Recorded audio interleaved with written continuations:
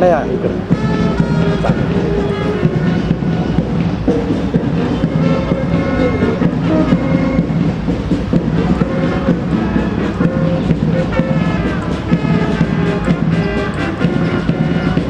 ವೇದಿಕೆಯ ಎಡಭಾಗದಲ್ಲಿ 100 metre ಓಟಕ್ಕೆ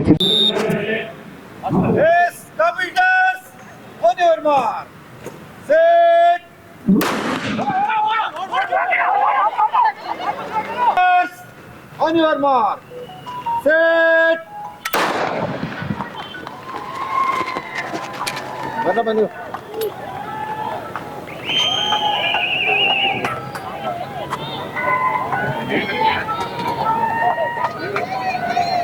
Ready. ಅಣ್ಣ ಅದು ಮಾಮೂಲಿ ಶೂಟ್ ಮಾಡ್ತಾ ಇದ್ದೀವಿ ಅಣ್ಣ. ಅಣ್ಣ ಸ್ಪೋರ್ಟ್ಸ್ ಅಣ್ಣ. ಎಲ್ಲ ಅಧಿಕಾರಿಗಳು ಶಾರ್ಟ್ ಪುಟ್ ಎಸ್ಗೆ ಹತ್ರ ಬರಬೇಕು. ಈಗ ಶಾರ್ಟ್ ಪುಟ್ ಎಸ್ ಅಣ್ಣ ಮಾಮೂಲಿ ಬರ್ಬೇಕಣ್ಣ.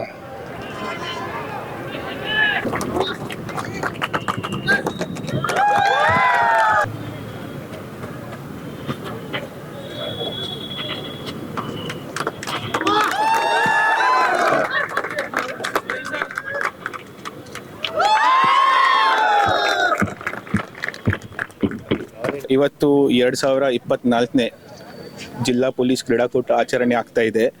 ಇದು ಒಂದು ಬಹಳ ಮುಖ್ಯ ಒಂದು ಪಾತ್ರ ಇರ್ತದೆ ನಮ್ಮ ಸರ್ಕಾರಿ ಸೇವೆಗಳಲ್ಲಿ. ಯಾಕಂದರೆ ವರ್ಷಗಳ ನಾವು ಕೆಲಸ ಮಾಡ್ತಾ ಇರ್ತೀವಿ. ಅದರ ಮಧ್ಯದಲ್ಲಿ ಸ್ಪೋರ್ಟ್ಸು ಮತ್ತು ಆಟ ಇದನ್ನು ಆಡುವುದು ಭಾಳ ಮುಖ್ಯ. ಯಾಕಂದರೆ ಸ್ಪೋರ್ಟ್ಸಿಂದ ನಮಗೆ ಏನೋ ಕ್ವಾಲಿಟೀಸ್ ಸಿಗ್ತದೆ, ಟೀಮ್ ವರ್ಕ್, ಸ್ಪೋರ್ಟ್ಸ್ಮ್ಯಾನ್ಶಿಪ್ ಅಂಥವೆಲ್ಲ ಕ್ವಾಲಿಟೀಸ್ ನಮಗೆ ಬುಕ್ಸ್ಗಳಿಂದ ಅಥವಾ ಬೇರೆ ಕಡೆಯಿಂದ ಕಲಿಯೋಕ್ಕಾಗೋದಿಲ್ಲ.